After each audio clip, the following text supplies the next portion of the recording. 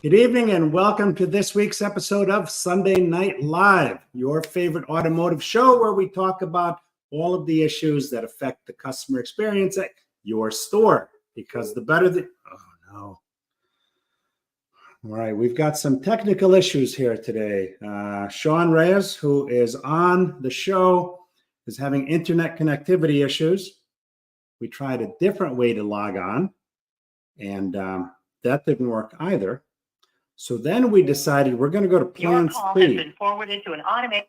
Plan C is having Sean join us via phone call, but Plan C just went sideways. So I'm not sure what's happening here.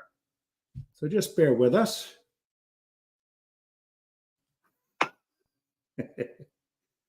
Oh no, what's going on? All right, we're live right now, Sean. Sean, we're live. How's it going, everybody?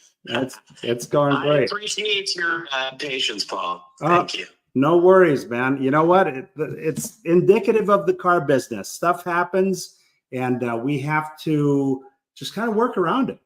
That's all we can do, right? I think they call them recalls, right? So it might be timely that this is happening, and we'll see how well we respond. All right, listen. So you can't see Sean, but hopefully you can hear his voice. Please, if somebody's on, let me know that you can hear Sean nice and clear. And Sean, hey, Larry Feldman is on. Larry, can you hear Sean? Because we're on Plan C. He had some connectivity issues, so he's connected via audio, but he won't be on screen because of the internet connectivity. So Larry, if you would be so kind, let me know if you can hear Sean. Sean, why don't you do the tech check mic thing? Well, and at the same time, in parallel, I'm still trying to connect. Okay, hold on into the studio. So let's see if that works.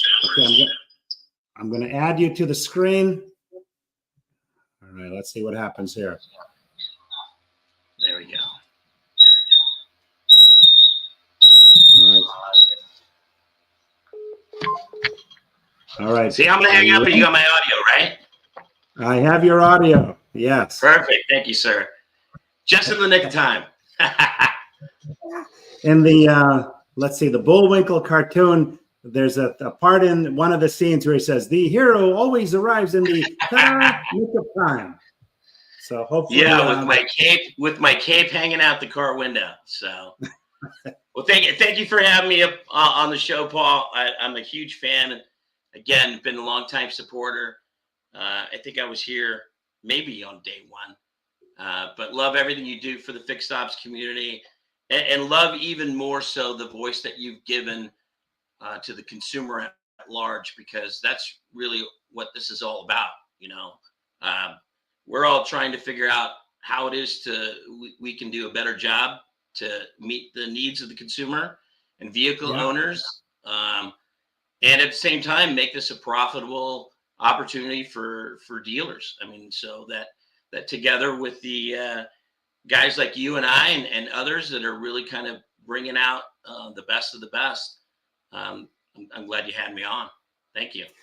So Sean, why don't you tell us a little bit about your background? I know it, but for those watching either live or on the replay, tell us a little bit about how you got started in this. So it all got started when I was a young boy. In high school, I took 4 years of auto shop. I rebuilt my mom's 68 Chevelle from the ground up. And I was a car guy through and through. I loved cars. All my buddies had great cars. I had a buddy with a 56 Bel Air, another one with a 67 Mustang. We were all car guys. And, when I was graduating high school, I was either going to go the technician route, but I had much grander dreams about being able to go to Michigan and design the next evolution of vehicles. And so I went mechanical engineering, and probably a year after my freshman year of college, discovered that I don't really know that much about science. So I had to go back to some of my first loves, which were, again, business and writing and creativity. And so I went for my marketing degree. And so when I came out of college, I got my first internship in the healthcare space. And I spent probably the first 8 years, I think, in the healthcare space, and really made a big name running all the marketing for one of the largest health systems here on the West Coast. But really, by the age of 28, I had really done everything that I wanted to do in the healthcare space. And so went to look for the next burgeoning market. And that's where the .com swallowed me up. So I went to run a .com as a chief marketing officer for a high-tech company in Orange County. And then I started my own company. And then one of the first clients that I pulled in was a dealer, and started working with them to kind of build their sales, and then kind of rolled into adding additional dealers, and picked up fixed ops and service related activity and customer retention. And before you know it, I wanted to abandon all the other sectors of my practice that had to do with anything not involving automotive. So I focused solely on automotive. I've worked with some big names throughout the automotive space. But yeah, I think those early relationships with guys like My Customer Data, Dignify, which before then was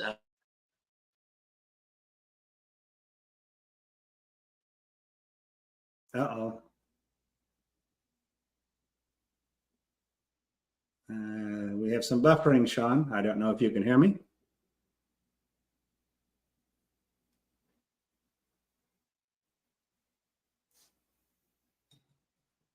Oh, I know how we do this. I'm going to see if I can reach him via phone. So we'll have his audio.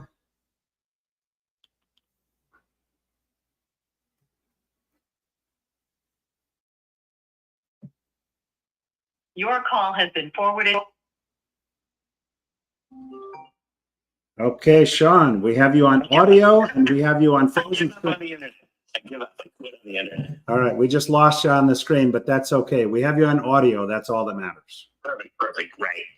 So from there, again, I just stayed completely automotive, focused solely on dealers and fixed operations, and then working with various vendors, like I said, that serve the dealership environment. And that's how I ended up at Recall Masters. Is full circle. A couple of good friends of mine were talking about the opportunity in the recall space. At that time, nobody was talking about recalls except for perhaps the manufacturers. But it was kind of one of those areas where most dealers saw it as, the kind of business that, you do when you got nothing else to do. Right. So the reimbursement wasn't great. We don't have some of the same laws that we do now in 49 out of the 50 states, where the reimbursement for warranty, parts, and labor are at retail rates. So it's a great opportunity financially now. So full circle, I think there's probably, quite a few competitors, but we were the originals. I mean, I think we were number 2 right behind Ralph Nader in 1969. So we've been Recall Masters ever since. So that was about 8 years ago. Recalls are, it's changed quite a bit from in the beginning, because like you said, they weren't getting retail rates back then.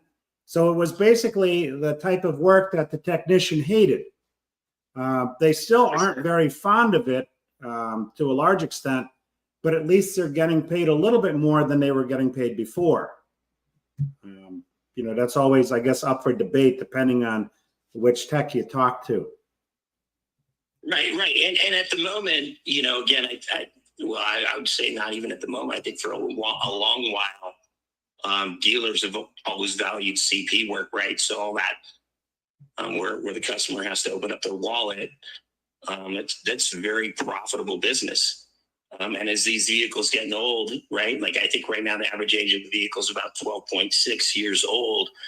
And that's all of them. If you factor in for just cars, I think it's just hit the 14-year mark when you factor out the trucks and things like that. But that's a long time on the road, and these recalls, they go on, right? It's not standard part of the warranty.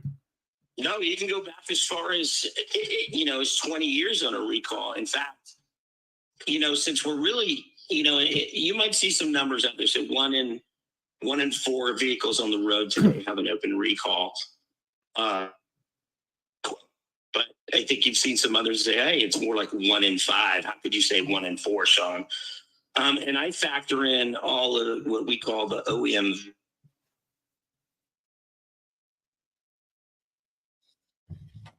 Sean, are you there?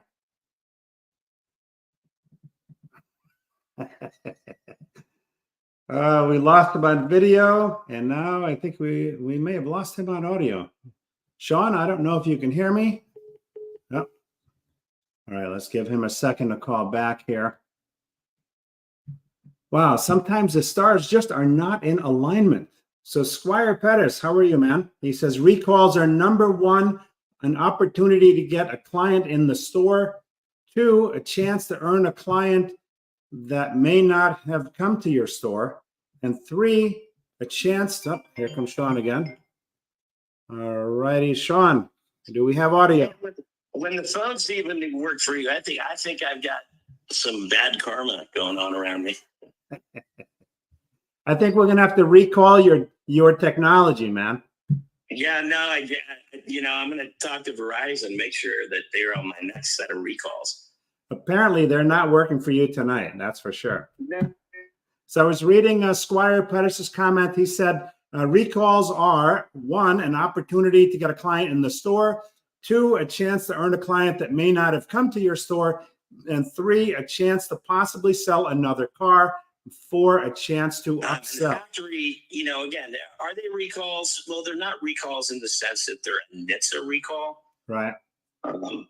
But yeah, I mean, we do our own risk scoring, and, as many as 39% of them end up being to some degree, a threat to the driver and passenger's life. And so we do our own risk scoring, evaluating each one of those voluntary recalls, even though we know at some point NHTSA will complete the investigation and those recalls will become formal NHTSA recalls.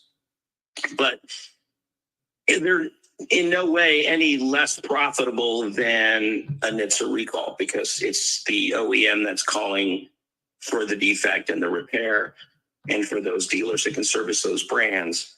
It's a tremendous opportunity to, again, not only drive some revenue, but also protect the brand and safeguard the driver. You know, what's interesting is that, the campaigns, I have to say the campaigns are pretty good, because I learned the other day, I was doing some training in a store that's part of a larger group. And, I'm going through my discovery with the dealer to find out, how things are going through some numbers, going through some processes. And I was pretty surprised by what they were achieving on their campaigns. Right. And I said, that's interesting, because those numbers are a little bit higher, actually quite a bit higher than what I normally hear from campaigns that go out there. And guess whose name they mentioned? Yeah, hopefully it was us. I mean, look I'm not throwing shade at anybody else that's, again, a dealer vendor that's doing something in the recall space. I mean, I know how we carve out some very unique attributes about what we do, particularly when it comes to prospect owners. Yeah. Right? Most dealers can't touch those individuals who own a vehicle of your brand who have not yet visited your dealership. So the data is kind of the one area, along with these OEM recall data, where we make our mark. But join the club. I mean, we all need to keep our eyes open and assist these drivers, these vehicle owners with these dangerous recalls. And anybody that wants to join the fray, have at it. So, again, but I think it's about keeping your eyes open and saying, what's the most efficient way that we need to for our dealership? And there are definitely some dealerships that want to be very aggressive with recall management. They want to not only handle what's in their 10, 15.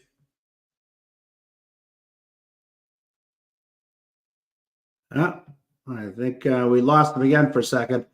Squire says OEMs are now putting and holding stores to a KPI, key performance indicator, on campaign completion as well. Okay, I'm sure Sean will call back in just a moment. This is every once in a while. Actually, this is the second time in 4 years that we've had technology glitch. One time there was just no connectivity at all, and we had to bail on the show. I was at a hotel out in Ohio somewhere, and I just had no internet. Sean's in California, so I'm not quite sure what's going on there, but he should call back momentarily. Oh, there he comes. Okay, you're back with us, Sean. I'm sorry, guys. No worries. I have no idea. I have no idea what's going on. No worries at all. Yeah, but at the end of the day, like I said, I don't think that there's any shortage of recalls. In fact, the numbers that we pulled up for 2020 reflect almost times more recalls for the last calendar year than any other previous year. So recalls are not stopping, and it needs to be an all hands on deck venture for automotive. I'm going to pull up the slideshow, okay? Yeah, perfect. And let's see here. So you can just jump over to slide 2, which is the recall data defined. Yep, there you go. And I'm going to give you some bullet points. So our state of recalls for 2023 focuses solely on our U.S. market. So there's no global types of recalls or any global related manufacturing defect notices. Okay. We're focused on passenger cars and vans and light trucks. So there's no motorcycles, there's no semi trucks, no buses.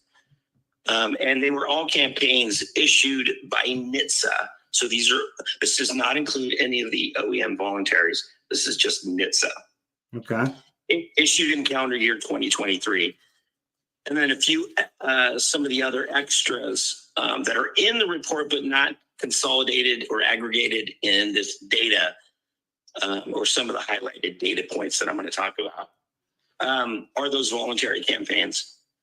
But we absolutely do risk assessment for both OEM and NHTSA recalls to really demonstrate that although they may be perceived as voluntary, it's not to suggest that they do not present a risk. They absolutely indeed present a risk. Not 100% of them, but again, it's about 39%. Now, are these primarily cars that are already on the road, or does this affect some new product also? Because I know some manufacturers have brand new product that has recalls on it. Right. And so it does include.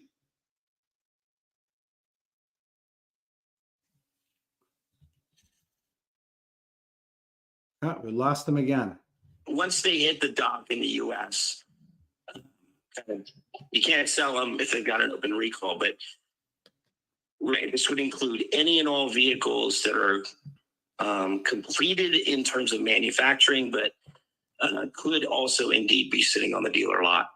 Okay, so that's all contained in the report. Right. Yeah, because when I got my car, there was a stop sale on it. There was a computer module that they had to update before I could take delivery of it. So there was, a few days delay. No, and that's.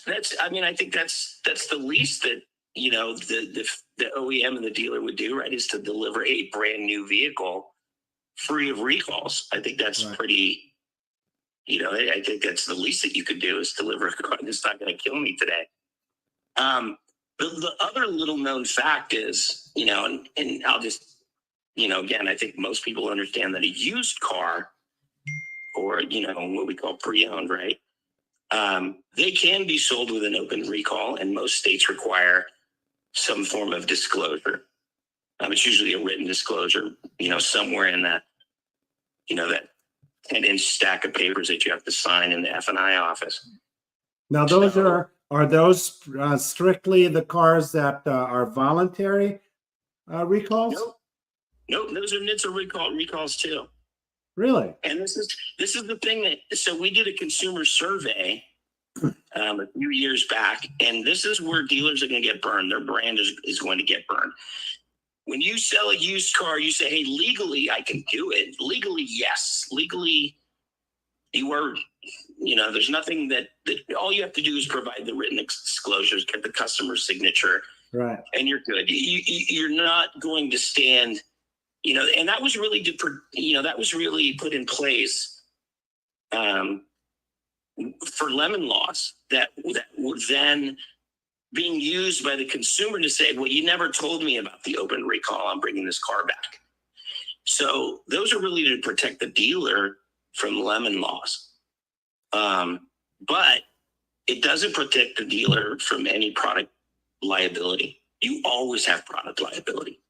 You're selling cars. If one of those cars turns out to have an open recall, you're liable. Yeah, Even if it doesn't have a recall, Paul, you sold that vehicle. If there's anything that, was funky or weird about it, whether there was a recall or not, you still have liability. Yeah, I wouldn't personally recommend. I mean, I'm sure there are a lot of dealers that do deliver with an open recall and they have that neat piece of paper signed. But the bottom line is the customer may remember when they sign it, but the minute they have an ounce of trouble with it, they forget all about the piece of paper that they signed, and it becomes a nightmare, a CSI nightmare for you as a dealership. Yeah, no, of course, especially if I took that off-brand off of your lot, say you're a Ford dealer, I bought a Honda that you took in at trade, and one of the first things that I do is take it over to the Honda dealer, and then I discover from that Honda dealer that there's 3 recalls on here, and I don't remember that you gave me some slip of paper and you threw it in that 10-inch stack of documents. It really leaves your brand with a bad image in the eye of the consumer. Yeah. I would much rather be very transparent. I would, in fact, include the phone number of the service manager of that Honda dealer to say, look, you got a recall. Call this guy right here, that Honda dealer down the street. They'll take care of you. Like, if you don't want to take the time to, again, flatbed drive it over to that Honda dealer, you got to do everything in your power to make sure that recall gets repaired short order. Because the consumer won't remember that they signed some disclosure. They might not even remember that you told them. You've really got to go out of your way to make sure that vehicle gets repaired in short order. I'd rather put them in a loaner, get it taken care of, and then maybe deliver the car to the house. Look, there's a lot of dealers, and I don't want to mention any names, but there's a lot of guys that will go out there and pick up that vehicle ASAP. They want the work. Right. So they're willing to go. I mean, I know there's no other CP revenue that's going to come out of that, but that's good. That, depends on how long, in fact, like a guy like Ed Roberts, who's got, he's going to have 100 vans on the road. A good portion of those recalls can be repaired mobily by a mobile van. So, a guy like that, have you send over a van, take care of that airbag or whatever issue it might be, and do it right on your lot and take care of that, and then you don't have any liability. Well, the way I look at it too is that, look, it's a great business we have. We have associations with other dealerships. If we're selling an off-brand, there's nothing wrong with introducing them to a particular dealer and have the other dealer reciprocate when they sell one of our brands. I mean, it's going to happen at some point. You know that as well as I do. Yeah, but and a warm intro, I think, goes a lot longer way than, there's the dealer over there. Give them a call, and you and I both know they're not going to do it until something prevents the car from rolling, at which point you become the blame again. I'm in agreement, but I understand it's always difficult to send somebody down the street, to what you perceive as a competitor, but buying that brand from you. Yeah, listen, look at that. I mean, that is your brand at that moment in time. I don't care if you took it in on trade. Yeah. They're going to remember who they bought it from. They're going to remember who sold them what they perceive as a dangerous vehicle and didn't take the time to repair it. In fact, most consumers, as we found out in this survey, reveal they didn't have any idea that a dealer could sell a used car with an open recall. They just assumed that is an absolutely ridiculous thing that a dealer would do. Why would they do that? Why would they do that to a consumer? So it's not good. It's really not good at all. So I always say, like, there's some things you can do legally that I wouldn't recommend you doing, and this is one of them. So, Now, question for you: the recalls. Does this involve ICE as well as BEVs? yep. So we Okay. lump them in all together. We're going to get into some of that detail in a second. So if you flip over to the infographic, if you're not on that, I'm there now. yeah. So that gives you kind of a breakdown by the systems that are affected, that are initially the cause of the recall. Okay. So if you think about, and if you just look at that the number one, software and electronics, I don't think that is anything that anybody's, going to be surprised about. Certainly not me, given the history of my new car.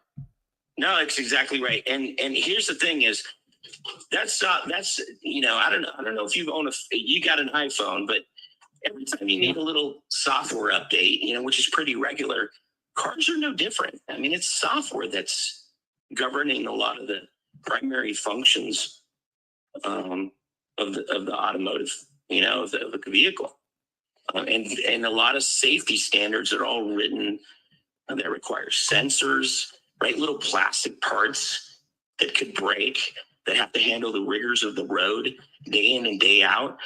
I don't know that the original, Henry Fords of the world imagined that we would be carrying this amount of parts and pieces and software that could break. Oh yeah, never.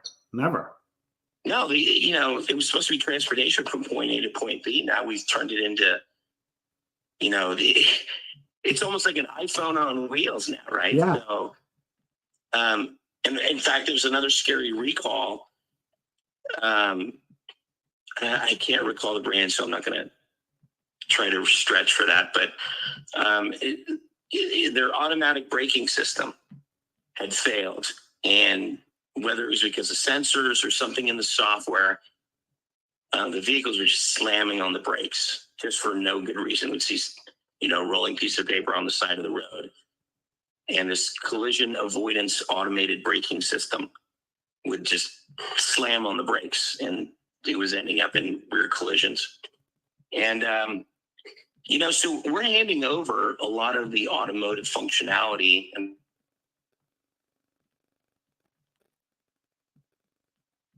You just cut out again, Sean.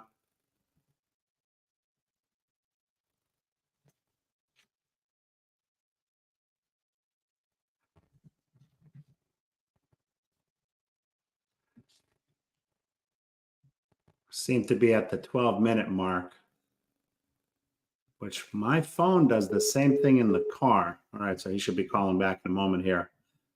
But yeah, so we see the number one thing here is software and electronics, lights, wiring. That is not surprising to me. Okay, you're back with us, Sean.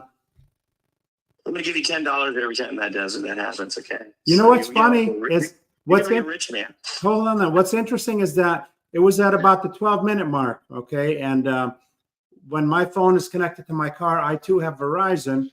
It seems to disconnect from the car at about that mark, sometimes sooner.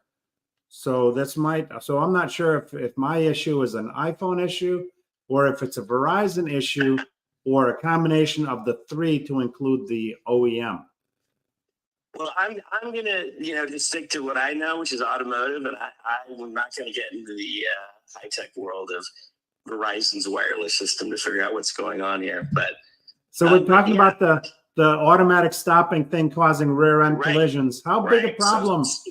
Like how many cars? A lot. Yeah, that's what I'm saying. Like software and electronics. I mean, the number of campaigns and the number of affected vehicles almost could be 1 year, in the past. Like you take 2022 data, 2021 data, that is a full year of recalls just in that one area. One problem. Right. Just in one problem. So, Wow. and software touches every aspect of the vehicle, I think, nowadays. So that's where, when you see the breakout of that infographic, just know that,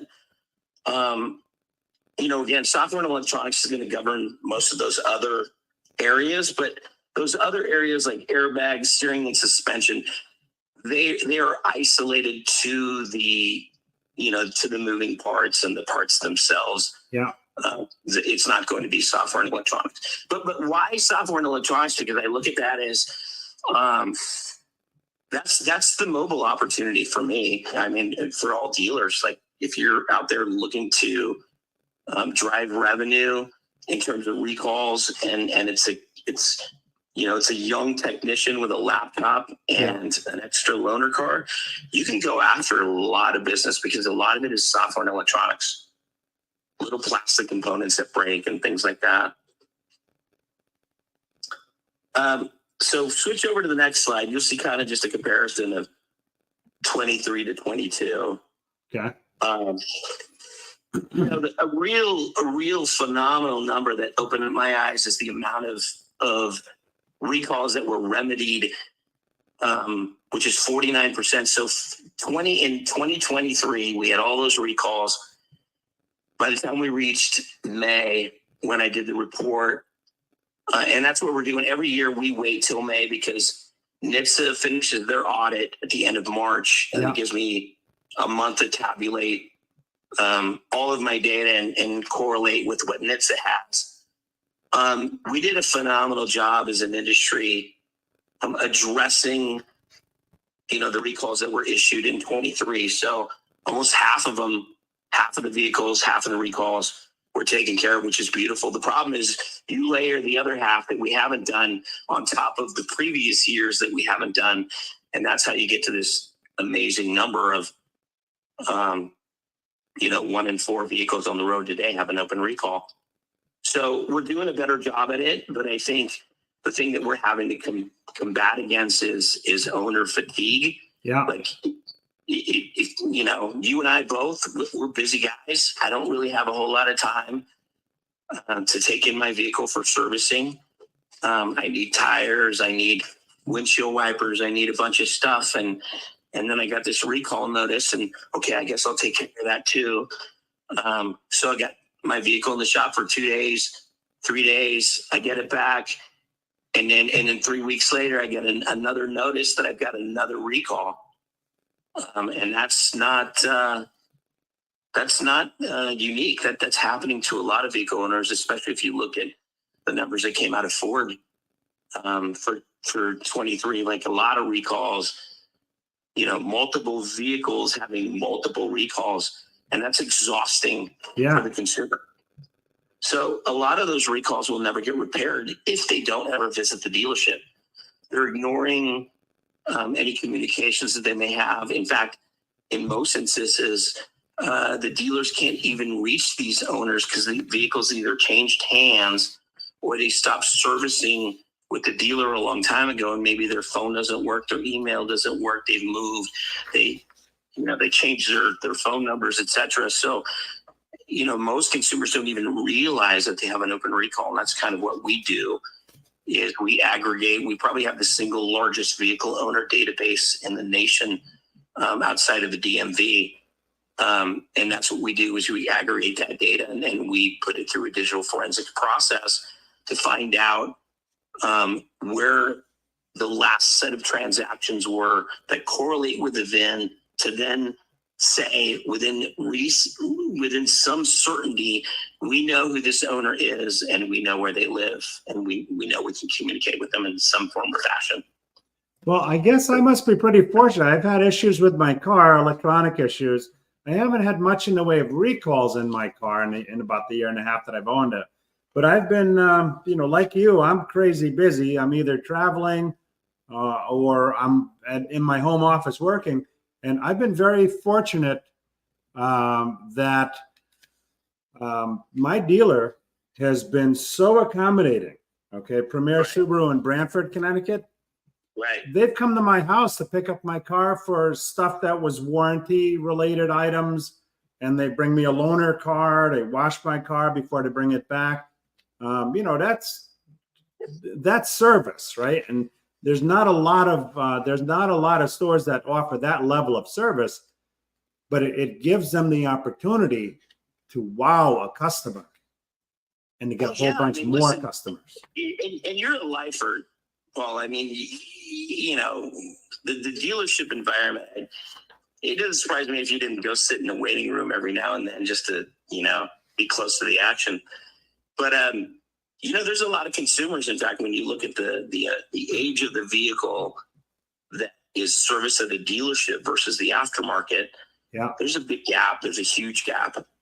And so it's those individuals who own the vehicles that are out of warranty that I worry about the most.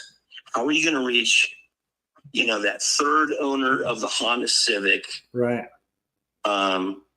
In fact, 2001, I think it was a gal named Huma Hanif from Houston, Texas, who got a Honda Civic for her high school graduation, had completed some repair work at her local dealership, and she had her oil changed at a lube and tune, and 2 weeks later had a collision and the airbag blew up in her face and killed her.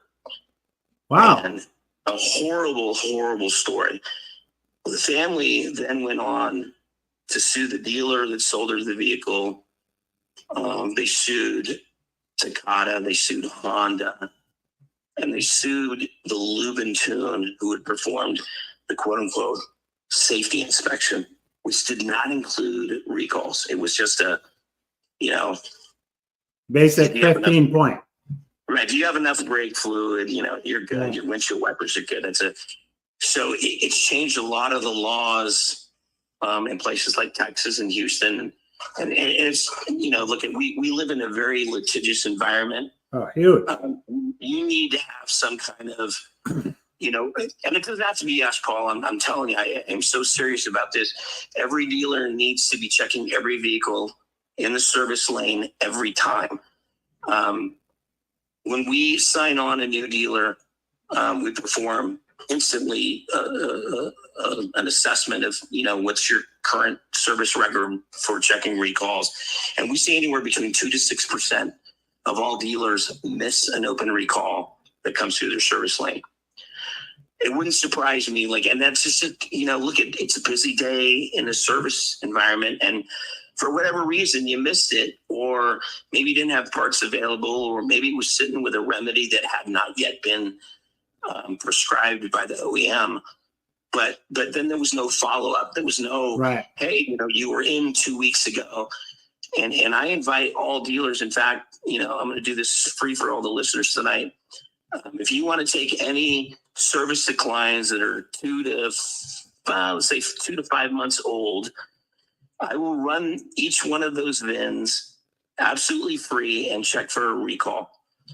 And don't use them to talk about the service decline. Talk to them about the recall. Right. And when they come in, you can check those vehicles and make sure that whatever they declined in service either got done, or here's your opportunity to kind of pitch it a second time. But you got to take care of those recalls, and anybody that you have in your DMS that has an open recall, I guarantee you either they don't know about it or they don't know about the severity of it and what it could do. Because, that's why they call them accidents. You don't see them coming until the day they happen. And that's why I do this, and why I love our mission here at Recall Masters, because I think about that 19-year-old girl, because I have kids around that age, and I just think she just didn't know, and she thought she was doing the right thing. And it's just one of those instances where it slips through the cracks. And it's so easy we can let these things slip through the cracks. And those Takata bags are still out there. In fact, the ARC bags are still out there. There's a lot of airbags that are out there. They're still, to this day, presenting a danger. And that doesn't need to happen. We can check them. And I can do something for your listeners by offering, by tying that to a service decline, because there's revenue opportunities there. Yeah. Well, I know it works because when I saw that the numbers were double what I normally see, I knew that, there was something up there. A couple of things. All right. The one is Squire Pettis has a question. He says, how do you deal with stores/dealers that are saying we are too busy to do more work and handle more recalls? Because I do hear that out in the field also. Yeah, no. Hey, listen, so we have a team that works with our dispatch. And when we start seeing like big numbers out of a particular metro, yeah, that's what they do. They pick up the phone and they say, hey, we're looking for a Toyota dealer in the Atlanta, Georgia area. When you look at a market like of that size, you could probably handle, maybe 5 for us, that's about 5. I need 5 Toyota stores to handle a metro the size of Atlanta. And obviously geographically located. I don't necessarily need every Toyota store. I would love to have every Toyota store, but we're the kind of premium offering that I don't need every store in Atlanta, in the greater Atlanta metro. So you go out and find other stores that can do it if this particular dealer says no. I have to, and I'm not twisting arms. I mean, essentially the talk track goes like this: like, we're looking for a Toyota store in the Atlanta area, and I got guys get out. We're busy. We're okay, no problem. I mean, I'm going to redirect them to a neighboring store. And I go, what do you mean? That's our Toyota customer, is it?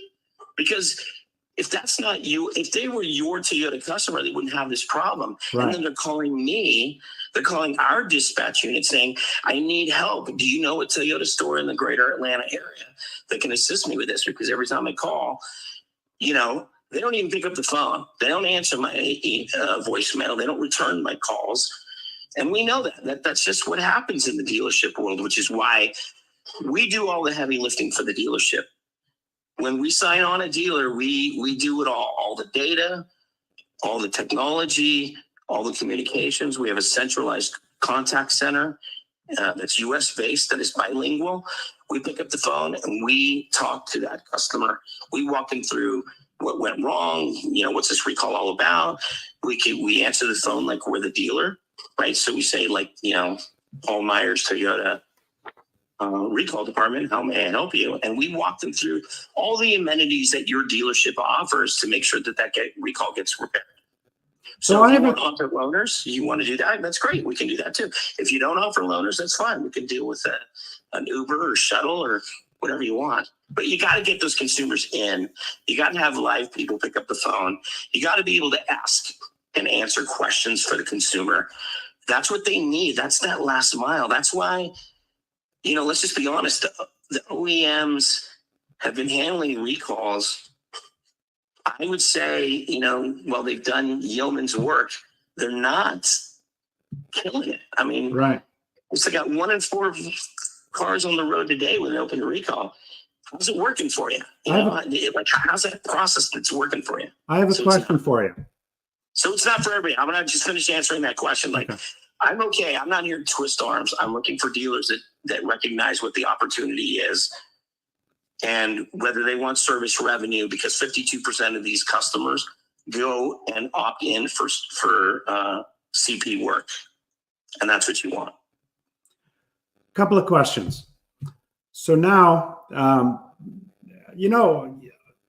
I've heard of dealers being sued. There was a dealer in New Jersey that got sued for over $1 million because they didn't do a proper inspection and the customer had a blowout or had an accident and there were injuries involved.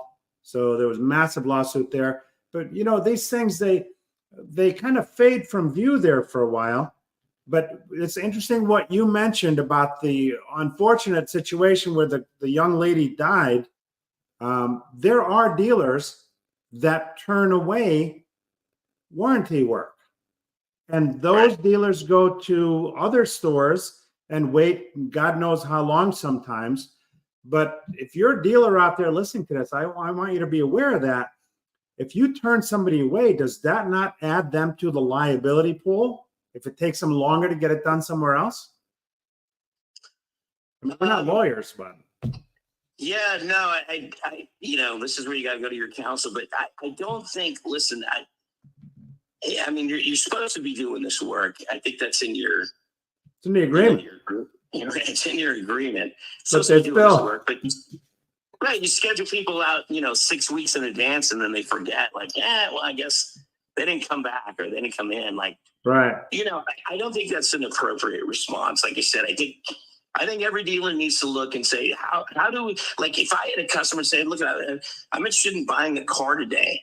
Oh, I only got 2 sales guys working. We don't have we don't have the kinds of products customers want, and we don't offer the interest rates that are going to lead to a successful transaction here. So we don't want them. We'd never do that on the variable side of the business. Why are we doing it on the fixed? Right. Right. So Although we're doing all the heavy lifting now for the dealership. I think if you look at the bottom line, fixed is going to have to carry most of our dealerships. So hey, you Sean, have to find a way to expand. although I have to be honest, my personal friend, she went to a dealership and they were too busy to help her. So they actually asked her if she could come back. And she says, no, I'm not coming back. I had a scheduled appointment to come in here. If you can't help me, I'll go find somebody who does. And she called another dealer, went there, and bought the car off the showroom floor and drove it home. Right.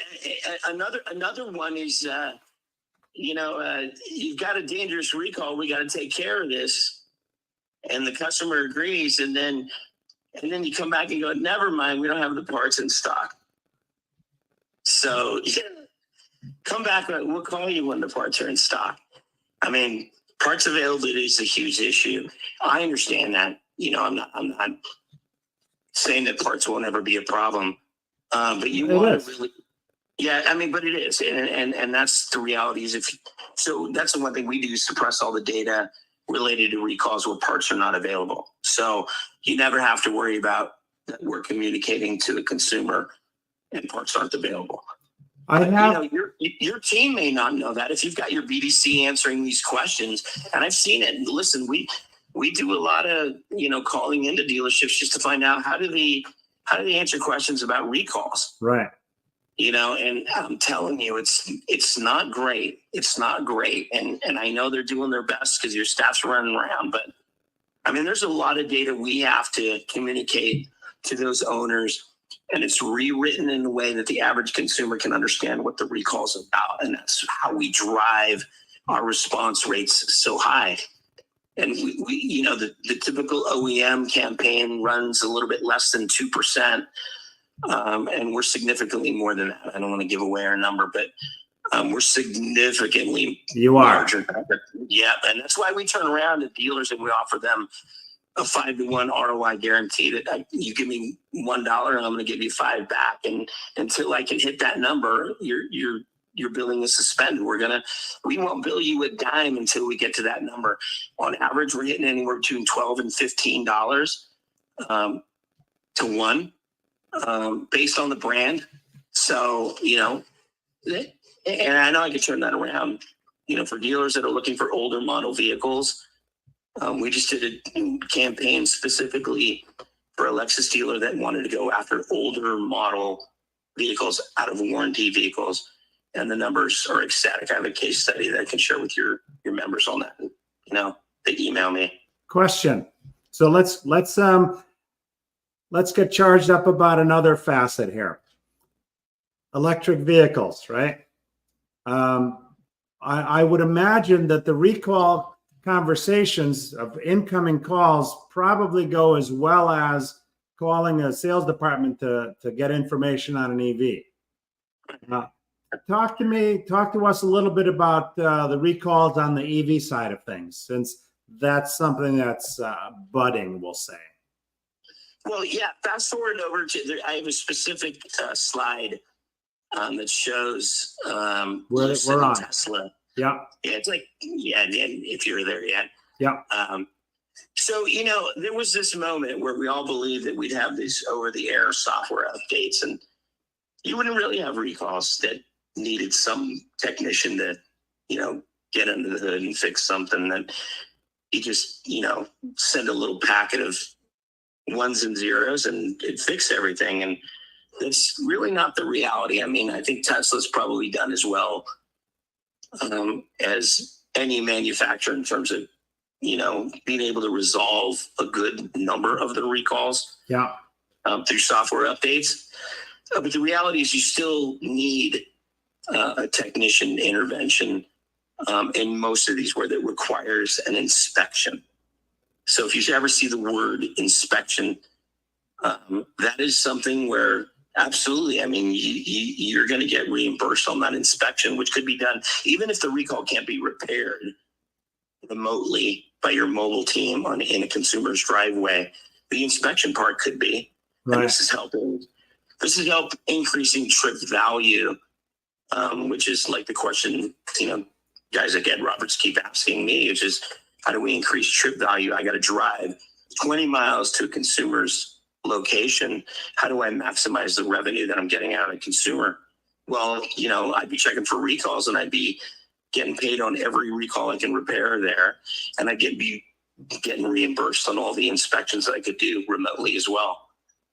So, the end of the technician, those days are not here yet. It's not software that's going to fix all of these things. We're still, but yeah, I mean, listen, I think it's still going to flush out over time, but these vehicles, ICE and EVs, are still hitting very bumpy roads. And I don't know if your city's like mine, they're not putting any money in fixing these potholes.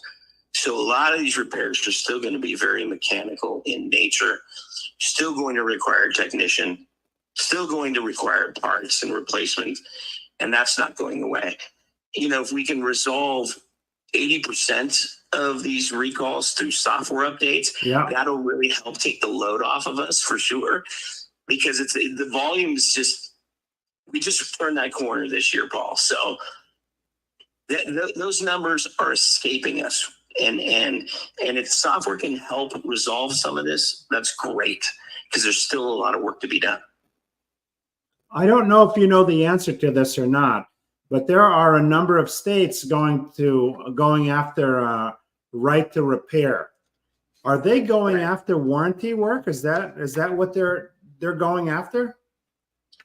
Well, yeah. Listen, I mean, so for brands that are either choosing to sell direct, right, and they're bypassing the dealership model, and they're saying, look, we're going to sell direct, and we're going to allow independent repair shops to purchase the tools and get all the training, and we're going to offer this to independent repair shops that, in the retail setting, if they can fix some of these recalls. And look at that's a scary thought for a lot of dealerships, but it's not coming. The brands, it's coming. It's already started in several states, and it's like anything else. If they're successful, and I don't know how many have been successful thus far, but it just opens up. I mean, could you imagine?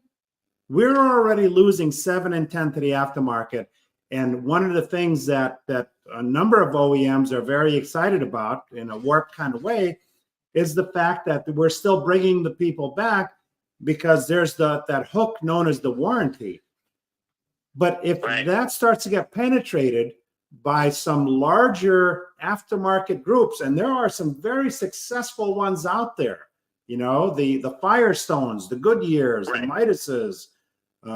These are. Listen, if you don't sell tires and vehicles need tires, where do you think the consumer's going to go? It's not optional to them, and I think even something more critical than tires. If I had a dangerous recall, if my 5-year-old son sits in the passenger seat behind a dangerous airbag that could explode and kill him, that's the urgency that I have as a consumer to get this thing repaired.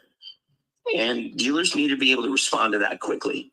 And I know it's a challenge, but listen, there's an OEM, I don't want to say who they were, but they were paying third-party Takata airbag marketing guys to go knock door to door on those owners that they still had records and say, you need to get your Takata airbag replaced. We will send out a technician in your driveway and get it done.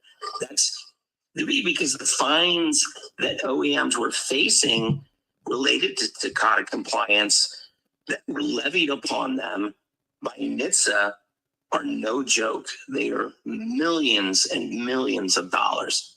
And I think the OEMs want their dealer network to be part of this, be part of the solution, but they are willing to go around if they just don't feel like, it's being met with any sufficient response.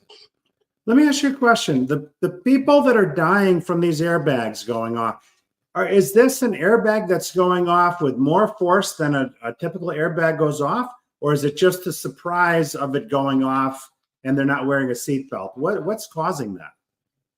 Well, so there's two different recalls related to airbags. One is the Takata airbag, and one which is the ARC, which is the ARC.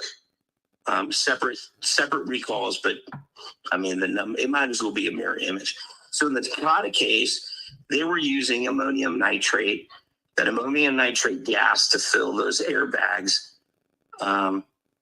If it gets old, it explodes with such force, it was ripping the metal housing that keeps the bag contained. Wow. So when the air or the ammonium nitrate decompressed, it was almost like a grenade going off. It was sending shrapnel into the face and the body of the driver.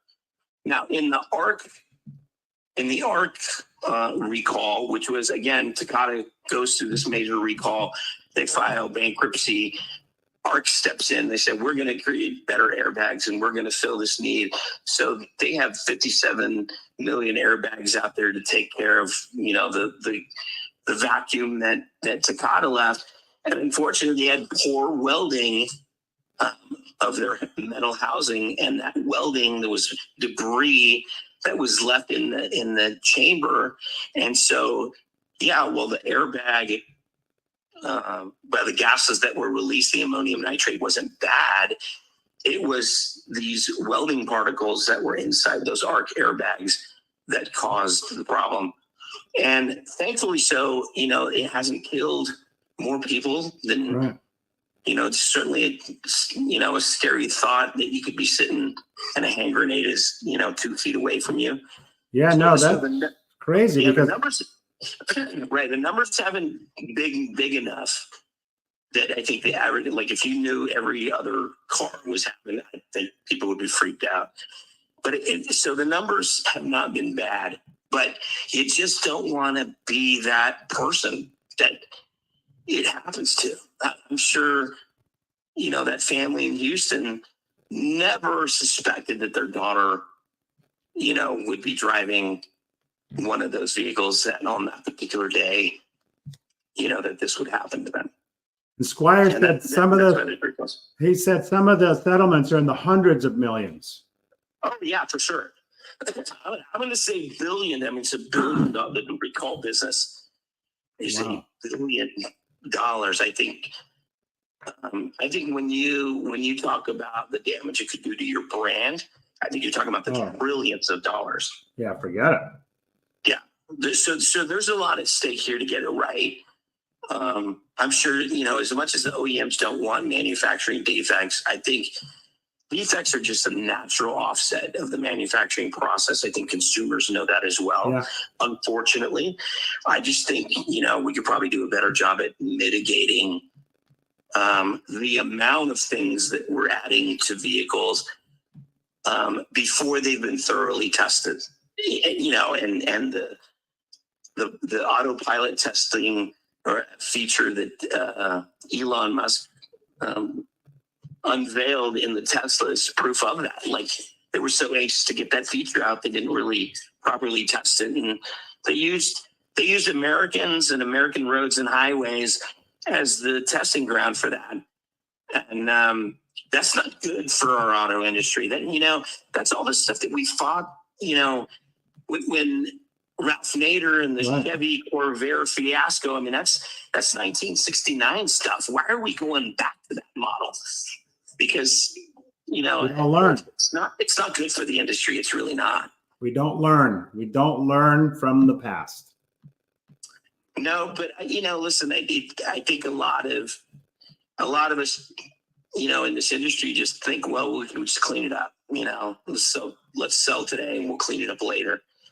And you got to take a pause and say, I don't know, if you're in it for the long haul, if you're the kind of dealership that really has a name in the community and you want to protect that and the products that you sell, you want to stand by, it really doesn't take long to add a layer of recall management to protect your neighbors and friends and other people that you want to safeguard behind the wheel. And that's what we're here for. That's what Recall Masters is all about. That's what we stand for. And I applaud any dealer who steps up to say, hey, look, it doesn't have to be you, Recall Masters, but we want to get behind this and we're going to find a good partner. Now we've come to the hour. I want to thank you for coming on. I want to leave the dealers with this thought. All right. Everybody's busy all the time. And you hear that technicians, some of them don't want to do MPIs. They don't want to do the inspection because they think they're not getting paid for it. You have advisors that are overtaxed, we'll say. There's not enough in the store, and shortcuts are taken. Hopefully, you'll take to heart some of what Sean said here today, this evening. The importance of doing complete inspections, both in the shop and on the advisor side, because that one you miss could be the one you wish you didn't miss. So it's very, very important to be very process oriented. Know what your processes are, map them out, and hold people accountable to follow them. You know what? I'd rather take in one or two less cars and make sure that I've done a thorough and full inspection and I've minimized my exposure as a dealership than just to run ragged, have a bunch of people PO'd because the experience wasn't good. You're trying to do more than you're able to.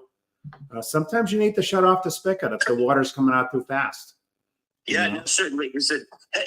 Risk mitigation is a tremendous message in protecting your brand and serving your community. I think first and foremost, but what I can also lay out is that fruit at the end of the branch. That is, this can be a very profitable venture as well. Yeah. You're not only doing something right by the consumer, you're doing something very profitable for the dealership. Again, send me your 2 to 4 months service decline. Just send me the VINs. I'll run them for you. I'll tell you how many you have. I'll tell you how many recalls they have. I'll tell you what those expected reimbursement rate is on those recalls. And I'll show you the correlation between service declines and warranty revenue waiting for you to pick up. Sean, there's more revenue to pick up. Can you put that in the after the show? Can you please put that in the thread so people will know how to get a hold of you? Yeah, on the last slide on that presentation, if you want to, you'll see I've got a QR code. The only thing is, if I'll put it up, but if they're watching it on it on their phone, they're not going to be able to do that. If they're on the computer, they can. Yeah, no worries. I will add it to the thread on LinkedIn. Yep. That way we have all the bases. I apologize for the technical snafus. I guess that was part and parcel to a recall discussion, right? Hey, you want to know something, Sean? There are things that happen. It's no different than the car business. There are things that happen that aren't planned for, and you have to be prepared to roll with it.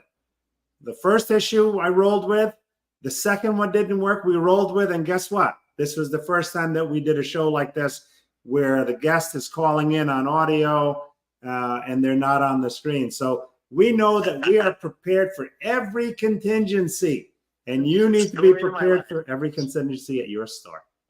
I appreciate you, Paul, and thank you so much for everybody to tune in. I'm a huge fan, and again, thank you so much. Thank you. And to those that are watching either live or on the replay, I hope you got some good nuggets out of this.